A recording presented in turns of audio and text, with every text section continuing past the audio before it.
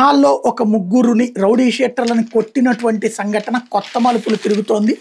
సాక్షి YSR Congress party ఇప్పుడు వాళ్ళకి అండగా నిలబడటంతో వివాదం కొత్త మలుపులు తిరుగుతోంది. ఇందులో ఒకటి బాబులాల్ అని ఇందులో ఒక అతను ఎవరైతే తన్నులు తిన్న అతని తల్లి రెహమతుల్లా షేక్ ఏం చెప్తుందంటే, నాకు 4 మగపిల్లలు, 4వ కుమారుడు బాబులాల్ మెకానిక్గా పనిచేస్తున్నాడు. జాన్ విక్టర్ తన స్నేహితుడు పుట్టినరోజు వేడుకుందని ఆహ్వానించడంతో బాబులాల్ వెళ్ళాడు. తర్వాత రోజు పోలీస్ స్టేషన్ నుంచి ఫోన్ రావడంతో వెళ్ళాం.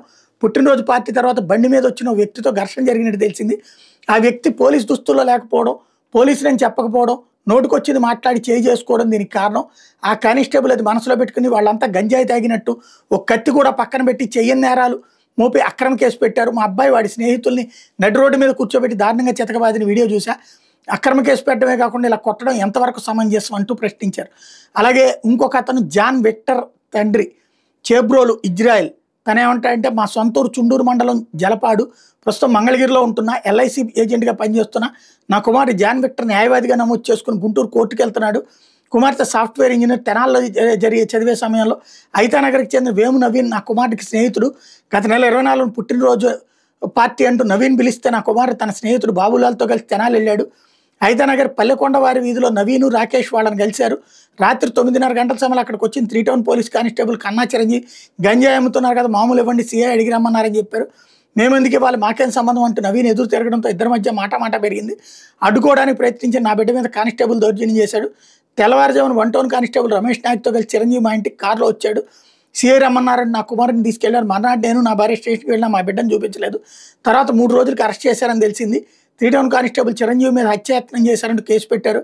ఇలా నడి రోడ్డు మీద ప్రజల సమక్షంలో దారుణంగా హింసించిన విషయం వైరల్ అయిన వీడియోతోనే తెలిసింది. మా గుండెలు బద్దలయ్యే ఇదేం ఘోరం, పోలీసు అధికారులు ఇంత క్రూరంగా వ్యవహరిస్తారా? సభ్య సమాజంలో ఇలా ఎక్కడైనా జరుగుతుందా? మేము దళితులమైనందుకే కదా ఇంత దారుణాన్ని కొడిగట్టారు. రకరకాల కేసులు ఉన్న ఇతర వర్గాలకు చెందిన వాళ్ళని ఏనాడైనా ఇలా శిక్షించారా? మా బిడ్డకు జరిగిన అన్యాయాన్ని ఎట్టి పరిస్థితుల్లోనూ ఉపేక్షించాం. దీని మీద పోలీస్ స్టేషన్లో ఫిర్యాదు చేస్తాం, తీసుకోకుండా కోర్టు ఆశ్రయిస్తే ఇప్పటికే మానవ హక్కుల కమిషన్ ఫిర్యాదు చేశామని చెప్పారు. మరో బాబులాల్ సోదరుడు సాంబశివరావు చెప్పేదని, నా తమ్ముడు ఎలాంటి తప్పు చేయలేదు, అక్రమ కేసులో ఇరికించి గొడ్డును బాధినట్టు బాధారా, కానిస్టేబుల్ తాను పోలీసులని చెప్పలేదు, పోలీసు మీదకి వెళ్ళారంటే అక్రమ కేసు బనాయించారు, దారుణమైన నేరాలు చేసిన వాళ్ళని కూడా ఇలా చిత్రహింసలకు గురి చేయలేదు, దీని మీద సమగ్ర విచారణ జరిపి న్యాయం చేయాలని. అలాగే ఇందులో మరొక అతను కానిస్టేబుల్ బ్యాంక్ ఖాతా పరిశీలించాలంటూ రాజకేష్ తండ్రి దోమ వాసు అడుగుతున్నారు. నేను పెయింటింగ్ మేస్త్రిగా పనిచేస్తున్నా, మా అమ్మాయి బీటెక్ చేసింది, కుమారుడు దోమ రాకేష్ డిప్లొమా ఇన్ ఎలక్ట్రికల్ చేస్తున్నాడు, 5 ఏళ్లుగా హైదరాబాద్లో ఉంటున్నాడు. గతంలో యాక్సిడెంట్లో గాయపడటంతో కుడికాలు కుడి చేతిలో రాడ్డు వేశారు. గత నెలలో ఇక్కడికి వచ్చాడు. ఏప్రిల్ 24 రాత్రి స్నేహితులను కలిసేందుకు ఐతానగర్ పల్లెకొండ వారి వీధికి వెళ్ళాడు. రాత్రి 9:30 గంటల ప్రాంతంలో 3 టౌన్ కానిస్టేబుల్ చిరంజీవి వాళ్ళ దగ్గరికి వెళ్ళాడు. నవీన్కి కానిస్టేబుల్కి మధ్య ఘర్షణ జరిగింది. కానిస్టేబుల్ అక్కడే ఉన్న మా వాడి చొక్కా పట్టుకోవడంతో విడిపించుకుని ఇంటికి వచ్చాడు. మామూలు కోసం ఆ కానిస్టేబుల్ అక్కడికి వచ్చాడు.